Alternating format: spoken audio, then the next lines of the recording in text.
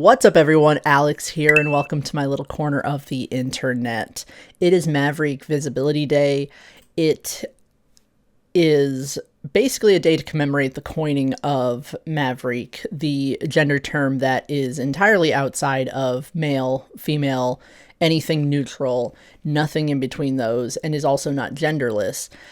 There's a lot of detail to the Maverique experience, and every time I do a video covering this term, or I post about it or see other people posting about it, I fall in love with it more and more because I appreciate it as a term. I feel like this specific label was very groundbreaking when it was coined. It was coined by a user named Queer as Cat on Tumblr, and that was 11 years ago. And today people are celebrating, the coining of that term and its history. And I will be posting as much as I can about Maverique and its history, the timeline of it being coined, and everything like that. I'm going to be posting about that on the YB3 blog. But I wanted this video to kind of be sort of an info dump, sort of a love letter to Maverique, but also talking about my own experience being trans maverine. So Maverique has the gender quality of maverine. It's a quality that's outside of masculine, feminine, and neutral, and is also not genderless, and that it would be considered otherin, being outside of those qualities. And for the longest time, I liked the term Maverique a lot, and I couldn't understand why I liked Maverique. It was just like some kind of aspect of Maverique that I really liked, but I never thought that Maverique was a term that was something that I could really use, because there were some parts of it where it was like, I don't think this is really me, because it's a gender so outside of convention and so far outside of the binary. And I have kind of an odd sort of relationship with the binary where, like, I feel like part of my gender lies pretty far outside of the binary, but then I also have a binary gender because I am a man. So that kind of pulls me back in. And so Maverique was not a term that I thought was fitting, but there was something about it that I really liked.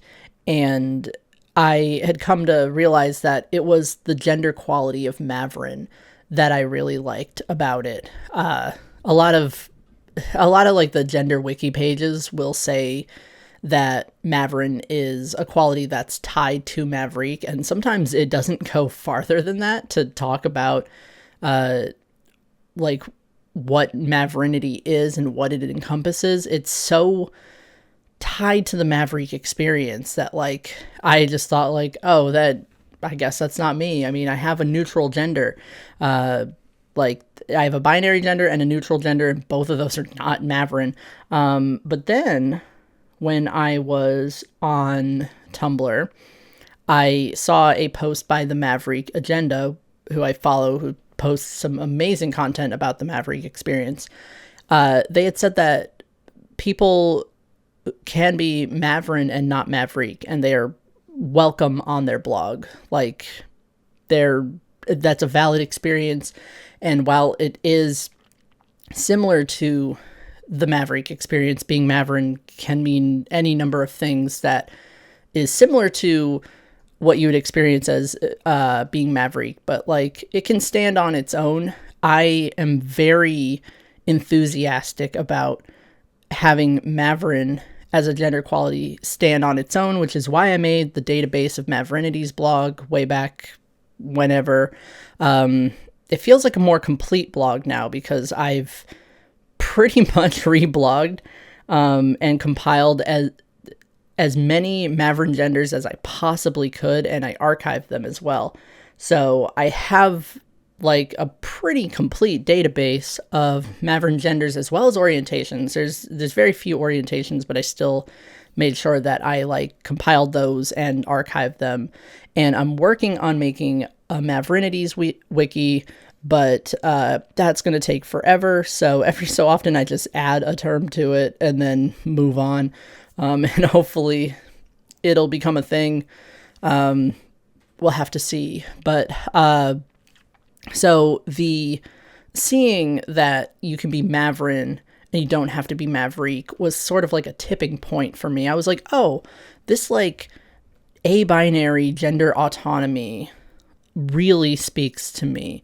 And I had remembered that like I never used terms like transmasculine or transneutral. Like despite what my transition goals were, transmasculine, even as a transgender man, transmasculine didn't really feel right because I felt like it was sort of setting up very specific expectations. Like people expected me to use certain terminology, to identify a certain way, or to transition in a certain way. So I felt really weird calling myself transmasculine, and it felt like a term that like didn't apply to me. Trans men fall under transmasculine, but I would love to see more of a separation as well, because not every man is masculine, just in general.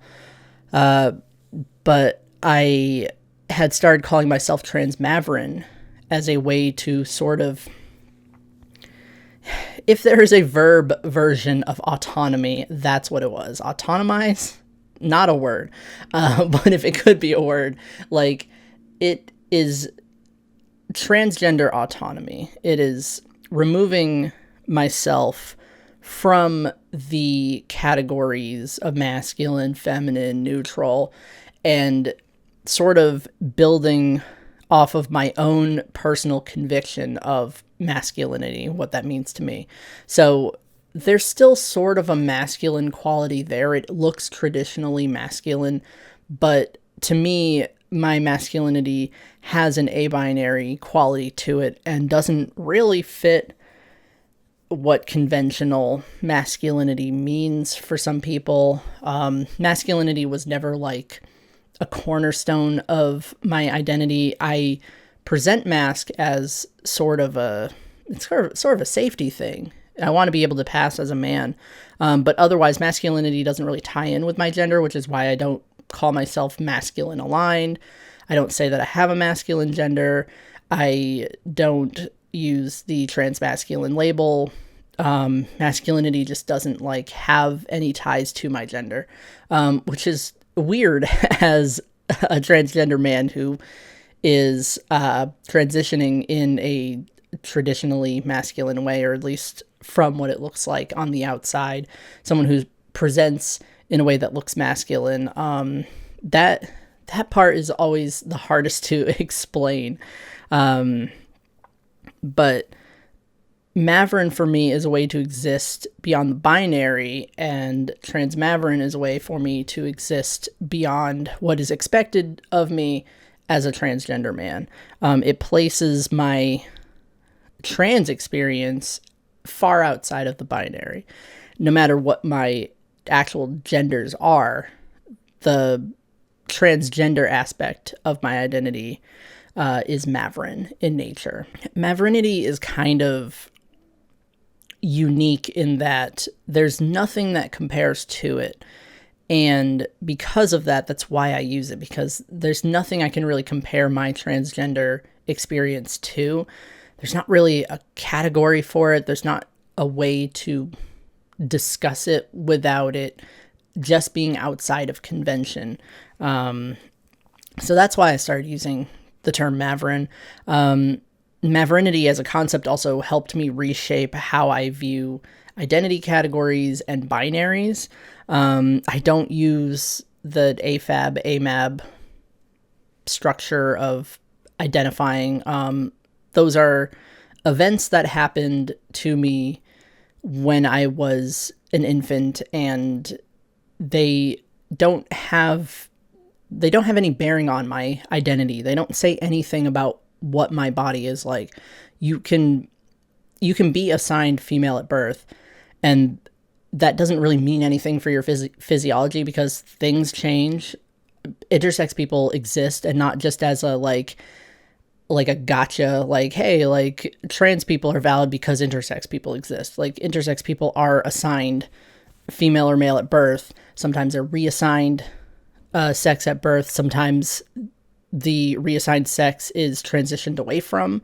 There's a number of just aspects to this whole AGAB thing that like does not vibe with me, and shouldn't vibe with a lot of people. Honestly, like throw the whole thing away. Like AGAB is such a weird conversation. People will talk about what their assigned sex at birth was just in casual conversation. I don't think there is a unifying AFAB or AMAB experience. I'm getting too far into the AGAB thing. I have a lot of feelings about it, and I know that if I don't go entirely into it in excruciating detail, I will have somebody who has something to say about it, and that's a discussion for another time. But I do have information resources on AGAB and how people really messed up the idea of AGAB in the trans community. So I have resources for that for another time. But Maverinity helped me break away from binaries, the sex binary, male, female. I don't use those terms to describe my sex. I don't use like the male to female or female to male, the terminology. Those kind of terms are too linear for me. They describe like you're here and there's a straight line and you have to be here at the end of it. And like transitioning and gender exploration isn't always that simple. So I don't use linear terms like that,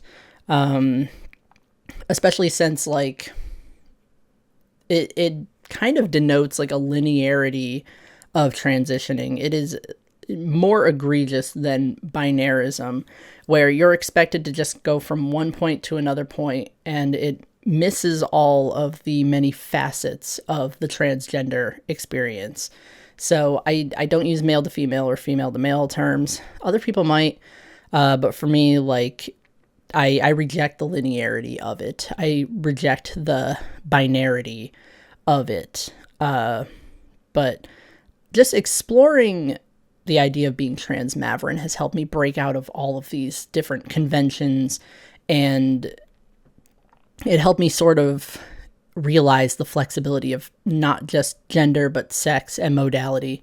Modality is like trans, cis, and being like in between those or neither of those. There's tons of different gender modalities. Like there isn't just like trans and cis. That you could say that about a lot of things, where it's like it's either this one or that one. There's usually more options than that. There's usually more. Like there's not just trans masculine and trans feminine, but there's also not just a third option. There's so much more to it, and allowing myself to explore Maverinity has allowed me to explore other options for labels and for like how I talk about my experience. I'm not stuck in this weird box where I'm limited by categories, strict categories. Like I'm just not cool with it. But Maverique was the the spark that got me questioning these things, exploring these things, even though I am not Maverique myself, not in any sort of way. Like one of my genders isn't Maverique, and I'm not like demi Maverique or Maverique aligned, but there's so many similarities to my experience and the Maverique experience. What I love about Maverique, because I just wanted to talk about some of the stuff that I really like about that term, it's not confined by any governance. It doesn't bend to conformity. It stands alone as its own distinct gender. It's not genderless. It's not tied to the binary, and it's not neutral. It's very strongly gendered and very much neutral. Sometimes means unaligned, very much aligned, but not with anything that is conventional, I would say. It sort of just kind of has its own flavor. It's it's of an Othran quality, which is really fun to explore. It's really fun to imagine a fourth, a fifth, or a sixth gender quality or expression. That's really fun to try to conceptualize. I like that it defies categorization, it defies convention, and I like its name as well. Maverick, coming from maverick, coming from the idea of unbranded cattle. Samuel Maverick's unbranded cattle. Like, I like that Maverick is unbranded, meaning that, like, nobody can put a category to it. Nobody can, like, place it in a box or label it as what it's not. Like, it gets to be a maverick. It gets to exist outside of convention on its own. And those are all of these are things that I can, like, relate to. So definite shout out to Maverick for being a really cool identity label. I like the idea of it. I like to hear people's experiences, but, like, there's so few people talking about being Maverick. Like, I'd like to see more, probably outside of Tumblr. I'm pretty, like, connected to Tumblr when it comes to gender discussion, when it comes to having a connection to the queer community, to the neolabel community. I don't really see a lot of that. I mean, I'm on Blue Sky as well, but I've not seen a lot of Mavericks over there. But, like, I would love to see more talk about being Maverick. I think that would be, it's just nice. It's nice to hear other people's experiences that are similar to my own, but are not actually, like, labels that I use. Like, I think that's really fun. I also have a note here that I didn't know where to put in my little outline. And I talked about, like, my neutroi identity. So I'm bigender, I'm male, and I'm neutroi.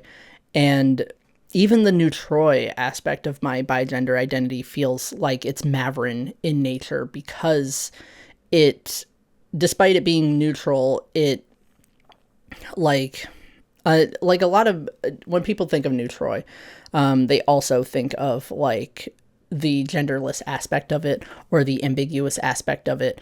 And my neutroi identity does not, like, conform to any of those. It just stands alone as its own neutral comgender being not genderless, just a specific gendered experience. So I just see being neutroi as entirely abinary, unaligned, and sort of a balancing element of my identity. But it doesn't really act or behave like the typical, like, neutroi experience, or, like, it doesn't really fit in with a lot of people's experience with being neutroi. So it feels like it kind of stands on its own, that it's sort of autonomous in a way. So it almost feels like it has a maverine quality to it, which is interesting because it is an entirely neutral gender. That's what I've always called it. That's what I've always known for sure what it is. And maverine tends to exist outside of neutrality. So it's interesting to see these two contrasting flavors blend together, making something entirely different, entirely just unique, I guess. I feel like a lot of people, too many people, think that, like, all of this terminology, all this method of talking about my experience is a way to be unique. Like, I want to use as many labels as possible and all this convoluted language because I have the intent of making myself look unique, which is strange thing to think about me, first of all. But it is because I have such a unique experience that I want to put words to it. I want to find the language for talking about my experience. So that's like, it's weird. It's very weird. The special snowflake narrative is so old, so tired, but I still, sorry, I'm like playing with my phone over here. I still see people occasionally saying like, oh, you just, like, why can't you just be a man? Why can't you just be non-binary? Why do you have to like be special like this? And it just doesn't work that way, man. I don't know. It's it's such a tiring experience, but that's pretty much it. Just, I wanted to rant about Maverinity, about the Maverique experience. Check out the database of Maverinity's blog. I'm gonna have it, if I remember, I'm gonna have it in the description, and I'll have a couple other resources too, because I want to just compile like resources for people who are like curious about like terminology and stuff. So I'll have that there. And Pride Month's coming up fast, and I'm not I'm not super prepared for it. I have plans for videos, but I don't know if I will even get to them because I have had other plans going on, lots of other big life events happening that I'll probably announce another time. You've probably seen it on the YB3 blog. I've talked about it in the Discord server, but I'll have like an official announcement about it sometime during next month. We'll see. But yeah, that's pretty much it. I'm signing off for now. See you later.